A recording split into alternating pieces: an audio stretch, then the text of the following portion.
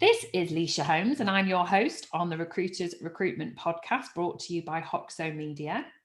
And I'm absolutely thrilled to welcome to our channel today Chris O'Connell, who is a leadership and performance coach and also wellbeing and mental health champion. Welcome to our channel today, Chris. How are you?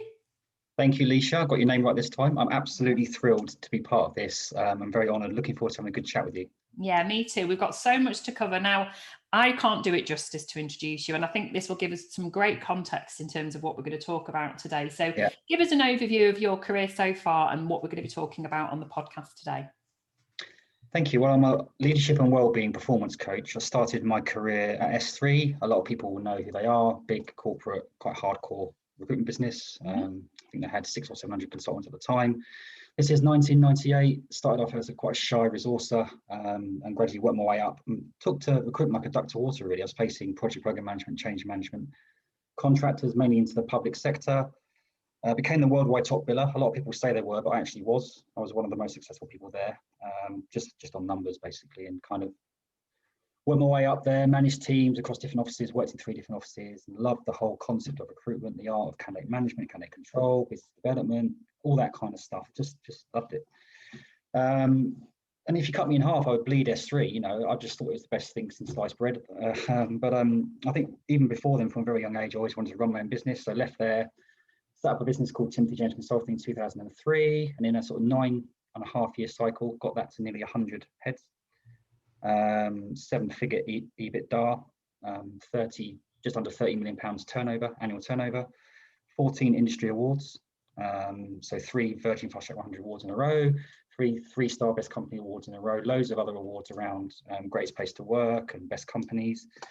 I'm more proud of those awards actually around how we built the culture and how we engage with our customers. So that means our clients, but also our people as well. I'll talk to you a bit more about that, but mainly it was around managing the individual, not the team, and really tapping into motivations and drivers and kind of being quite authentic, which is a word used quite heavily at the moment. So I think back, you know, maybe we was a little bit ahead of the time actually. So I sold that through private equity, which was a challenge. I was going to say something else then. And I learned a hell of a lot about that landscape around, you know, what it takes to become fit for purpose. You know, there's a lot of businesses out there, a lot of leaders talking about what they're doing, but not many get it over the line and transact it. So I did that, took some time out, reflected, and that was a great experience and great achievement. But I believe what I do now is more fulfilling for me. I'm richer in purpose, fulfillment, and all that kind of stuff around purpose than I was back then. And I'll go into detail now. So I go into businesses, some 1-person bands, some 100 people strong, don't really mind the size, and I can do all the organizational development, all the career mapping. I still run a couple of recruitment businesses as well, so I'm still doing the job. But I think there's a big play at the moment around true customer engagement. So how leaders engage with their people, and the old ways of working aren't working anymore. And I could talk about that as well. Yeah. And I love that. And also, I do loads with mental health and wellbeing. So it's quite a long intro, isn't it? Good. It's all good. That's a huge ingredient into driving performance as well. Yeah, mindset. I know that we're for anyone that's on Clubhouse, and when we actually broadcast this, you will have hopefully done quite a few rooms by then, but I know that we've got a very shared common goal. I mean, look, you know, that introduction still can't do you justice, because if anyone goes to your LinkedIn profile, they'll just see all the accolades. But I agree with you. I think that, you know, you're from that traditional recruitment background. Interestingly, I interviewed with SThree in 1998 and I turned down a job offer for them, so we could have gone head to head. That would have been interesting, because I was talking for prime time.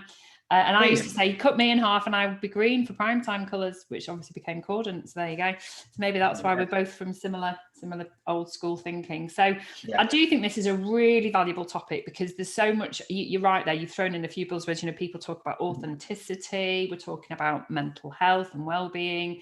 And I think we're at this collision of where recruitment has had to go through this huge shift since COVID began. We've transformed the sector and industry. We're innovative. We've moved forward 5 years within 9 months because of the pandemic. It's all incredible stuff. But we are at this collision point of where a lot of businesses are saying, look, we've survived, we want to thrive, and now how do we scale it up? So I wanted to invite you on today. There's so much we can talk about, but I guess, your testimony and your huge success of scaling, growing, and obviously selling a business. So why, first of all, what's the why of why a leader who's listening to this should be thinking of scaling up first and foremost? Why should they be doing that? I think knowing your why is fundamental. I mean, not everyone's the same, but I think now is a good time.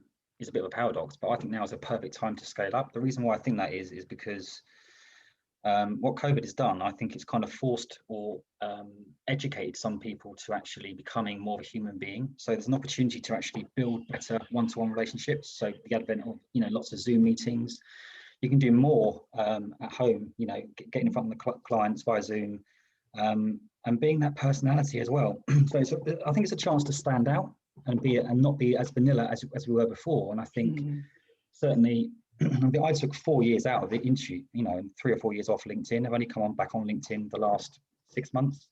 And it's not a vanity thing, but I will say some stats. I've had, you know, nearly 2 million views in the last 4 or 5 months, but those have converted into likes, but actual comments and business relationships and that kind of stuff.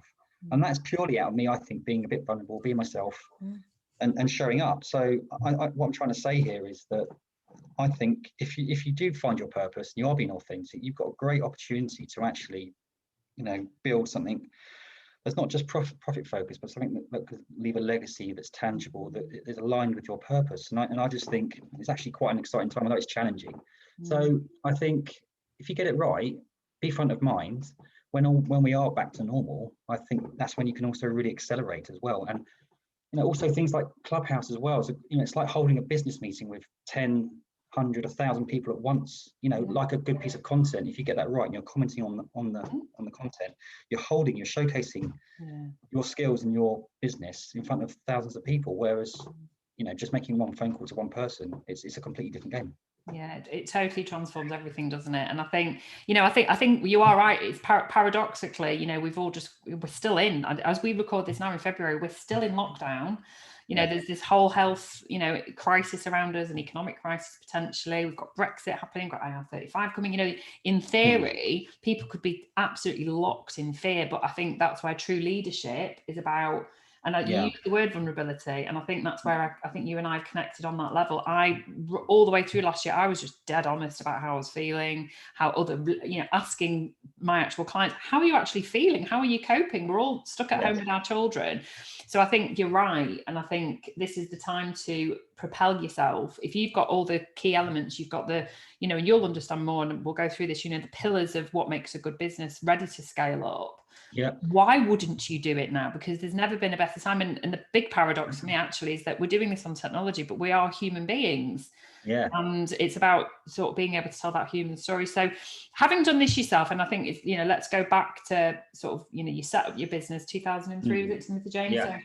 So what were your challenges at the time on scaling up? And then where do you see that now in terms of the landscape ahead?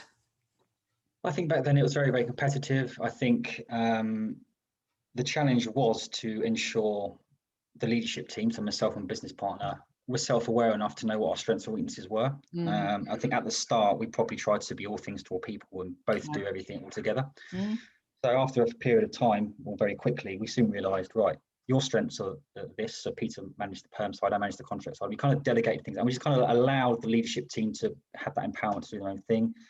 And very quickly, we hired in people that were better than us in certain aspects. So, you know, cutting those apron strings is you know, we get quite precious as leaders, and I think that's a big leadership skill in itself. You know, empowering and trusting people, but also maximizing our people and our clients. And what I mean by that, I think it's a fallacy, or a lot of leaders fall into the trap of the more bums on seats we have, the more profit we're going to make.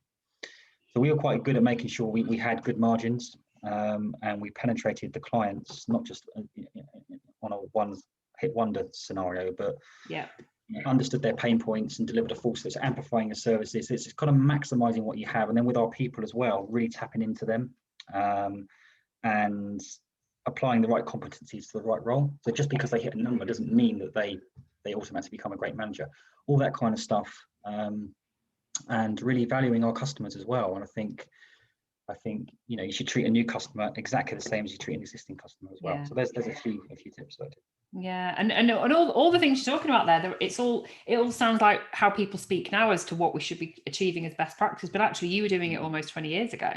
That's Yeah. that's the interesting thing, and it's that customer journey, and I think that's where the sort of paradigm of what we can achieve now is we are engaging with customers, we're on this human journey with them, we're intrinsic to the growth and success of our clients, so those end clients. So but I love what I just picked up on something there, hiring in people that were better than you. That, of course, we're still learning. Why wouldn't you? You don't just want to hire in clones, you want to hire in people that you're upskilling all the time. So I think that's definitely something for leaders to take on board. So you obviously operate as a non-exec director, you're still heavily involved in the recruitment industry. What would you, right now, as we sort of head into, we're really going for it in 2021, what great best practice are you seeing right now? So let's sort of plagiarize what people doing well in terms of scaling up.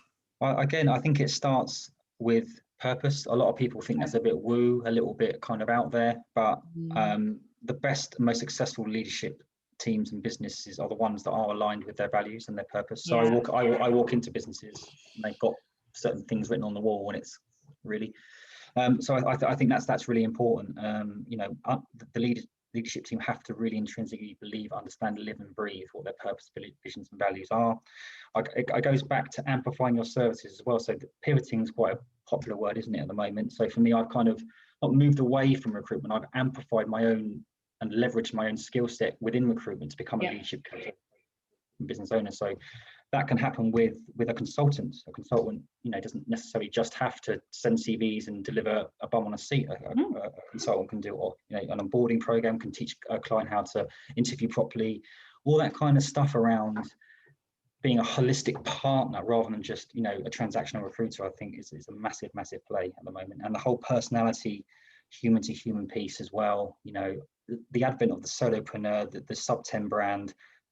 Time and time again, my clients and other clients who are 3 or 4 people strong are opening up huge multi-million pound accounts by taking them on the journey and being this kind of interactive personality. So I think personality is playing a big part over just driving the metrics as well.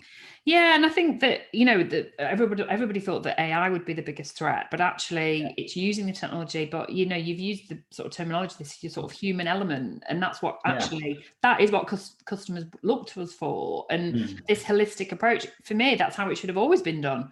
If I think about standout recruitment companies that I've been privileged to know for the last 20 odd years, that they're almost like a management consultancy. That's how they operate. Yes. You should be that expert go-to where it might be about HR policy, or you might know somebody internally. Why is it always just been this reactive, transactional? So do you think transactional recruitment's dead? No, I think it's dying. I think ultimately people still want the best thing for the best price and the quickest amount of time. But I think actually people want to enjoy that experience now these days. With the advent of instant gratification with social media, all that kind of stuff, there is a play around that. But ultimately, if you buy cheap, you buy twice, all that kind of stuff. I put a post out recently about retained versus contingent. And then there's a 1 in 5 chance of placing a contingent placement versus sort of 80% chance of doing. So all that kind of stuff. Why can't you have the courage of your convictions and pitch a retainer and pitch exclusivity as opposed to fighting it against other people? It's all that kind. I think a lot of it is we're drilled into metrics. We're measured into metrics. We're measured into sending CVs, and that can have an adverse effect on the service delivery. Why don't we do it differently and say, what can we do as a business to focus on the quality of our customers? So I'd sooner have 10 customers where we placed 5, 10, 15 people than 20 where we placed 1. All that kind of stuff.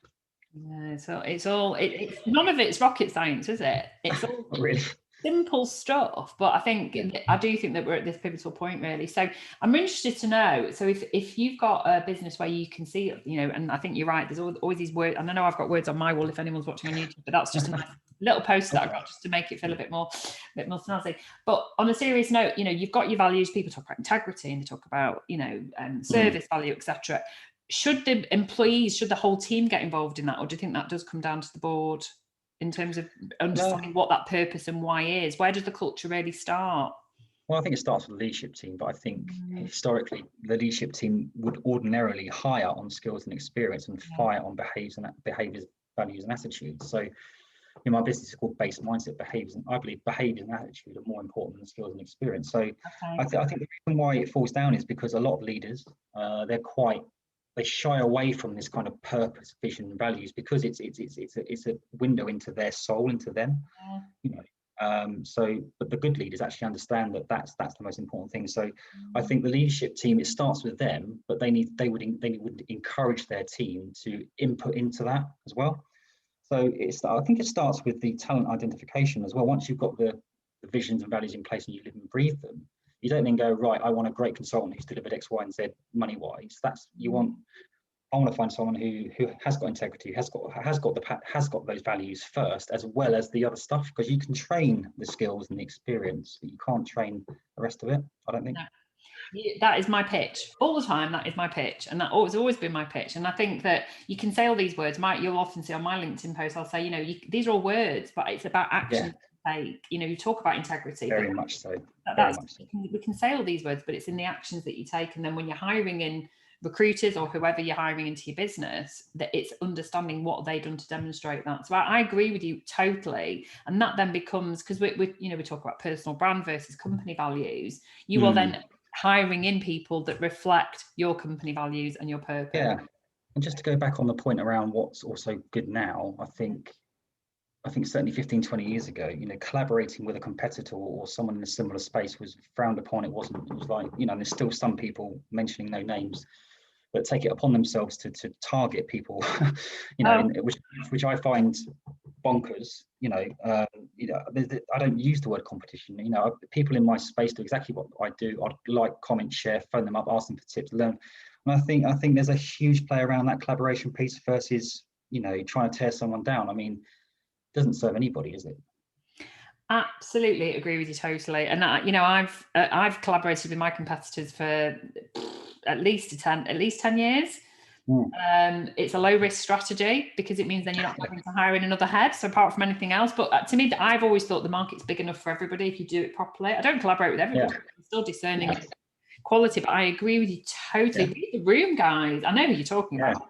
Read the room. We do not strip each other down. We lift each other up. That's what we do.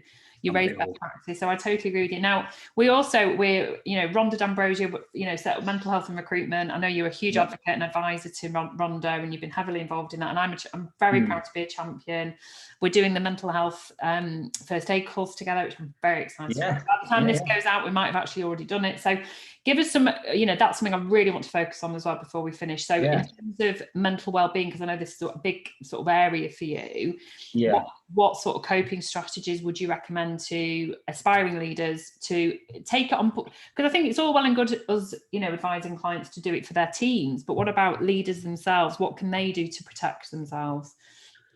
I think it's a really good point. I think myself included, historically, I didn't look at my own self-care. I was just so transfixed on maximizing the day and everyone else. And that's why eventually it fell down and I got burnt out. So I think self-care is a leadership skill in itself. So it starts with, people would ordinarily think that's selfish, but it's selfless. If you can look at yourself first and say, what can I do for myself? You can then serve others. So some of the tips, I think, when I wake up every morning, I put my feet on the ground and ground myself and feel my bare feet on the floor. Do some breathing and really kind of almost choose the day, because 9 times out of 10 I wake up and I feel positive and ready to go. But like with anyone, I've got mental health, I've got a mind. There's days where the negative narrative comes in, and I catch it and slow down and then talk to it and choose to then frame it in a different way. So I do talk to myself in my head. I think that's important. And then I go to the bathroom and sort of give myself a high five and say, let's do it. So actually, engage with myself, my inner child, all that kind of stuff. Choose the day. I think a random act of kindness per day. So that's a great thing to do. But you mentioned it as well. Take action. So we can talk about, I listen to podcasts and I read and all this kind of stuff. But taking action. So I'm a coach, but I've got my own coach. There's things like that. So I think actually doing something that is going to take you to that next level by doing action. And also, I think as well, there are times when there's things that we have to do, stuff that we don't want to do. So instead of there's something I had to do yesterday, and it was like an accounting thing. It was like so laborious, but actually I needed to do it. But I frame that actually, oh no, I get to do that. I get to understand my business. I get to understand. So it's almost the language that we use. It's almost like, bloody hell, I've got a roof over my head. I've got kids. I've got business. I'm doing well. You know, I have to do my own. I get all that kind of stuff. It's just, I think it's, you know, I think it's really important that we, you know, we realize how fortunate we actually are. I think gratitude is a big thing, and it used to be kind of quite a hippie thing to talk about, but I've practiced gratitude since somebody bought me a gratitude journal for my 40th, which is a very long time ago now, sadly. And every day it encourages you every day. It's a paragraph a day, and you write, you meant to write down things you're grateful. And even if it is something like, I managed to not kill my children today, or I managed to make a nice meal, you find something every day. I was chuckling to myself when you said that. I mean, first of all, the grounding thing, I get it. The high five thing. So I do a hit every morning. And I lay my mat out the night before, so it's accountability to myself that I will not step over that mat. I will do that, and I literally, as I finish it, I do look in the mirror and I go, "Nice one, Leash," because I've set my alarm half an hour earlier. Because ultimately, it comes down to me to do that. And you know, the negative narrative, that's so interesting, because I think you and I are both very positive people by default. But I still wake up, especially since lockdown 3 began. And some days I wake up and it's almost like I wake up and I think, oh God, we're still in lockdown. But I just go, but you've got a roof over your head. You are your own boss. You're going to go for a great walk with your dog. You've got all these client calls, whatever it is. And I try and find the good bits. And before you know it, you've kind of switched that mindset. So I think I actually talk out loud to myself, Chris. I don't just say it in my head. Totally. Oh no, I look at myself and go, all right, mate, and there's all sorts of stuff going on. It was deemed as the first sign of insanity, but I think it's the first sign of sanity. I agree.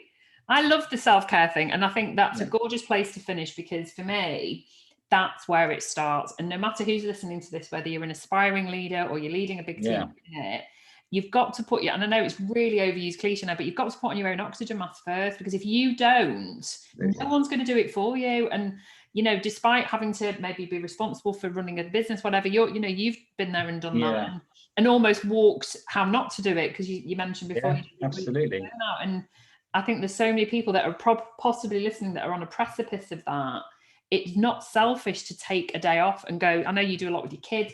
Go and book a day off. Go and do that. Reward yourself with time.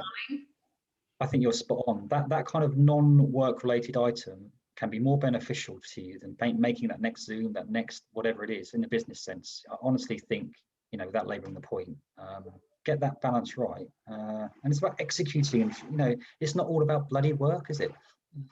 No, if the last year has not taught us that, it is definitely that. I knew you'd be delightful, and I knew I'd buzz off your energy. Thank you so much for joining us today. Thank you for all your support, and we look forward to seeing and hearing lots more from you, Chris. Thank you for joining us today. Really delighted. Thank you so much, Lisa.